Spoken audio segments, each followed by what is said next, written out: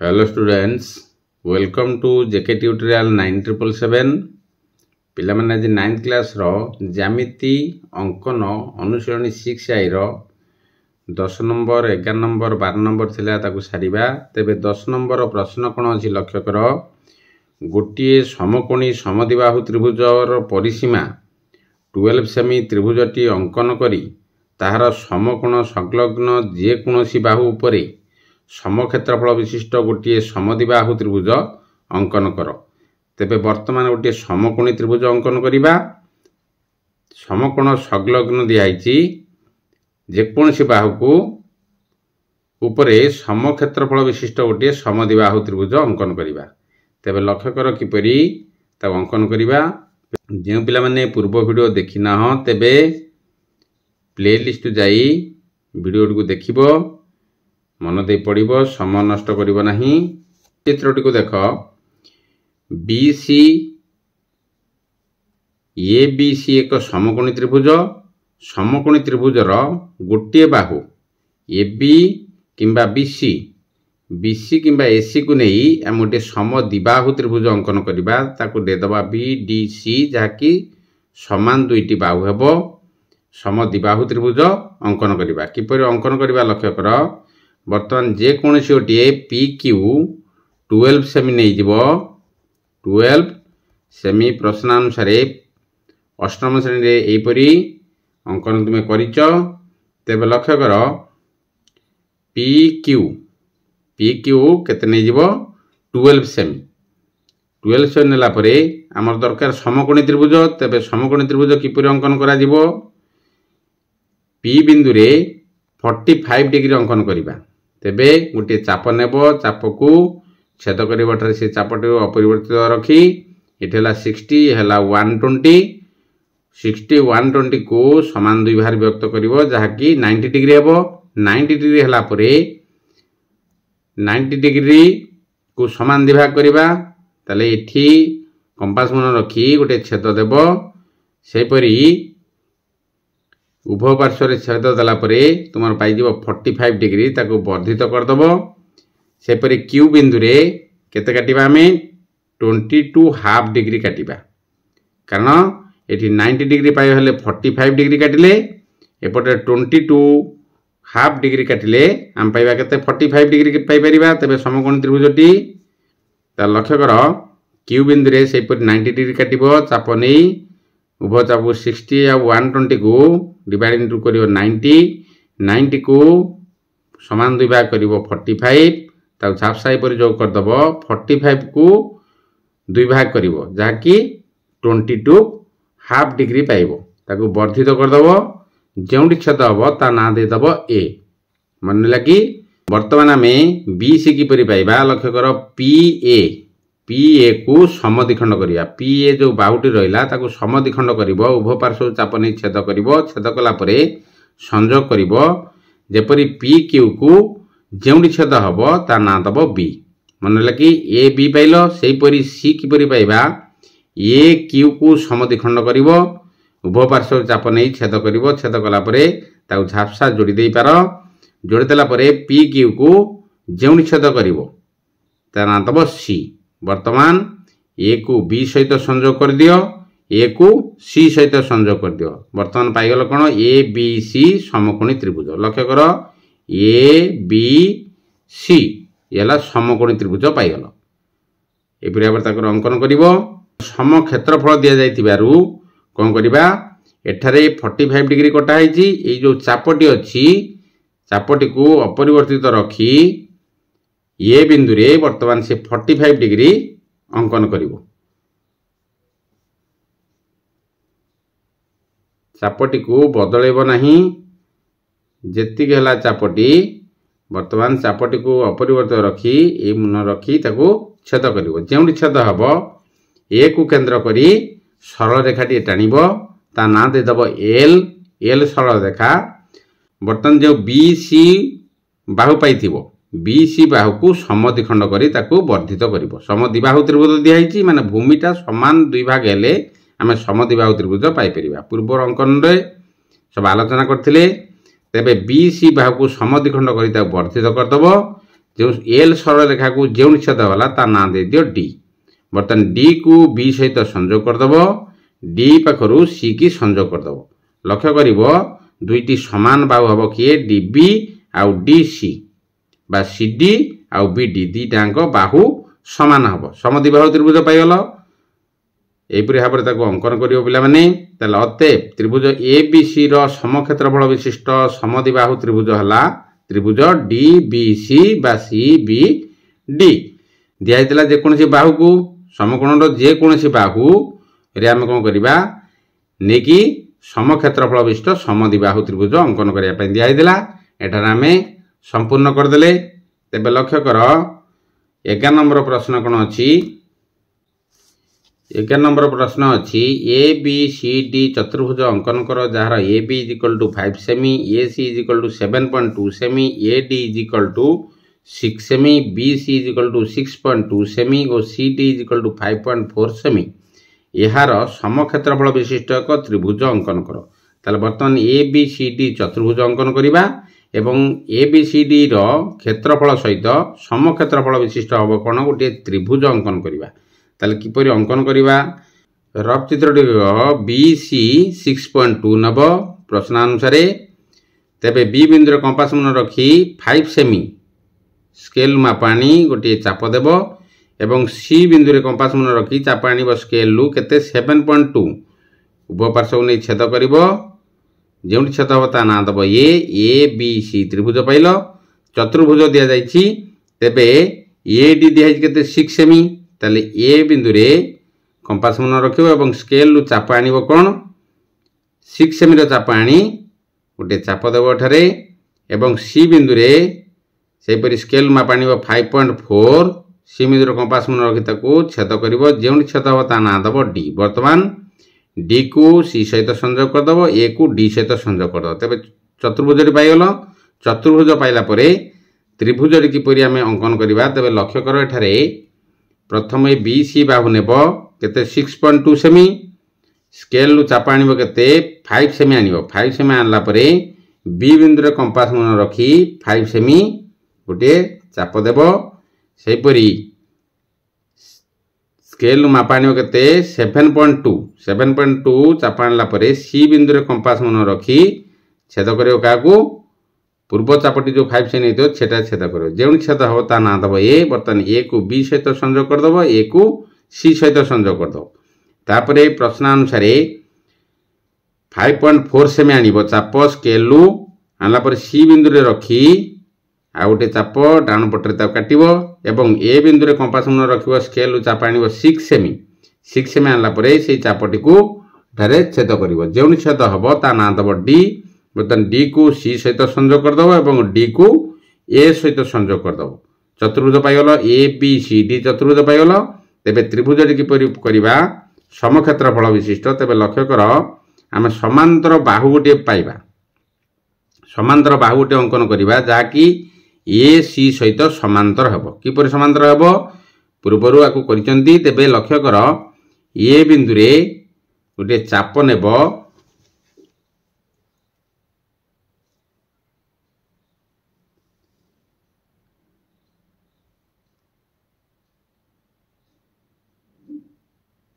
ये बिंदु लक्ष्य कर गोटे चाप नेब ये चापटी को अपरिवर्तित रखिबो। मन कि अपरिवर्तित रखी डी बिंदु रे से चापटी को काटिबो एवं एई व्यवधान जेतिक हम लक्ष्य कर एठारे व्यवधान जेतिक हेतिबो चापटी को ताको परिवर्तन करिवो नाही। एठारे कंपास मन रखी छेद कर जो छेद हम डी बिंदु को केन्द्र करी सरल रेखाटी अंकन करिवो ता ना दे दब एम दे दियो एम सरल रेखा जाकि ए सी सहित समांतर हेबो। मनला एबे बी सी बाहु को वर्धित करदब। बी सी बाहु जो हेतिबो 6.2 ताको वर्धित कर दियो जेउटी छेद हम जो रेखाटी ता ना दे दियो ई। ए को ई सहित संयोग करदब। ए को लक्ष्य कर ए को का सहित संयोग करिवो ई सहित संयोग करिवो। तेबे त्रिभुज कौन हम प्रश्नानुसार गोटे त्रिभुज जहाँकि ए बी ई त्रिभुज लक्ष्य कर ए बी ई त्रिभुज पाइब तुम्हें समान क्षेत्रफल विशिष्ट कार ए बी सी डी चतुर्भुजर समान क्षेत्रफल विशिष्ट त्रिभुज तुम रहीगला किए ए बी ई ताले अतएव यही टाइप लिखिदेव अतएव ए बी सी डी चतुर्भुजर क्षेत्रफल सम क्षेत्रफल विशिष्ट त्रिभुज ए बी सी डी चतुर्भुजर क्षेत्रफल जहाँ हेब त्रिभुज ए बी ई क्षेत्रफल समान हेब मन है कि यहपरी भाव में अंकन कर लिख ए बी जो त्रिभुज पाइल क्या सहित सामान हम ए बी सी डी चतुर्भुजर क्षेत्रफल सहित ए बी त्रिभुजर क्षेत्रफल सामान हेब 12 नंबर प्रश्न कौन अच्छी लक्ष्य कर ए बी सी डी चतुर्भुज अंकन कर जेपरी ए बी इक्वल टू 5 सेमी बी सी इक्वल टू 7 सेमी सी डी इक्वल टू 9 सेमी डी इक्वल टू 10 सेमी एवं measurement of A B C कोण 120 डिग्री आई रही चतुर्भुजर समक्षेत्रफल विशिष्ट त्रिभुज पी बी सी अंकन कर तार एठारे लक्ष्य कर चित्र टी बड़ होती तेबे ताकु किपरि अंकन कराई लक्ष्य कर प्रथम प्रश्नानुसार बी सी 7 सेमी नहीं जीवो बी सी 7 सेमी पाइल बर्तमान बी बिंदु रे प्रश्न दिखाई ए बी सी के हम 120 डिग्री ताले गोटे चाप नेब चाप को छेद कर प्रथम है 60 तापर है 120 बर्तमान बी बिंदु रे स्केल रखी 120 डिग्री ताको वर्धित करदेव मन है कि बड़ चित्रटी हम वर्धित कलापर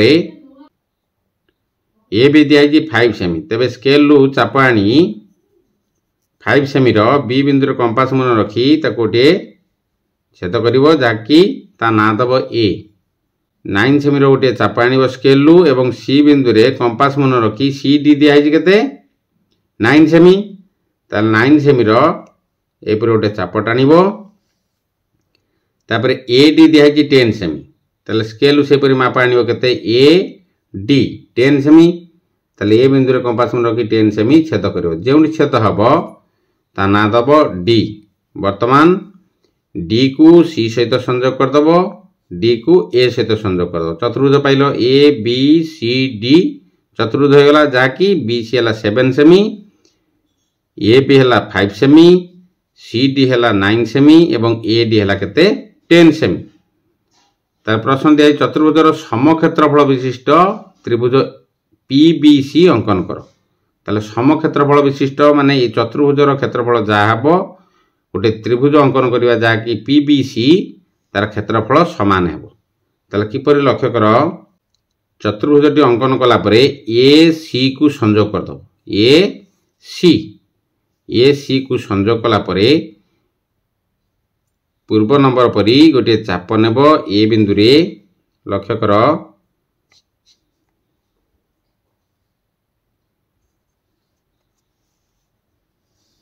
ए बिंदु रे गोटे चाप नेब चापटी को अपरिवर्तित रखी डी बिंदु रे रखिब कारण समांतर करिवो का सहित ए सी सहित समांतर करिवो त्रिभुज पाइबा गले ए सी सहित समांतर करिवो जेहेतु ए बिंदु रे जो चापटी थिबो डी बिंदु रे रखी से चापटी को एपरि नेब नेला परे चापटर व्यवधान जेतिक लक्ष्य कर सेही व्यवधानटी को नहीं एठा रखी ताको छेद करिवो जेउठी छेद हबो से समांतर हम क्या सहित से रेखाटी को टाण डी बिंदु केन्द्र करी रेखाटी को ऊपर को टाण जहाँकि ए सी सहित सामान हम एपरी भाव में वर्धित कर ए बी बाहु 120 डिग्री जो होता 120 डिग्री जो वर्धित कर बी डी बिंदु रे जो रेखाटी टाण सरल रेखाटी को जेपरी छेद कर जो छेद कर डी बिंदु जो सरल रेखाटी जाइथिबो एवं 120 डिग्री जो रेखाटी जाइथिबो जेउठी छेद हबो ता ना देदेव पी लक्ष्य कर पी बिंदु पाइल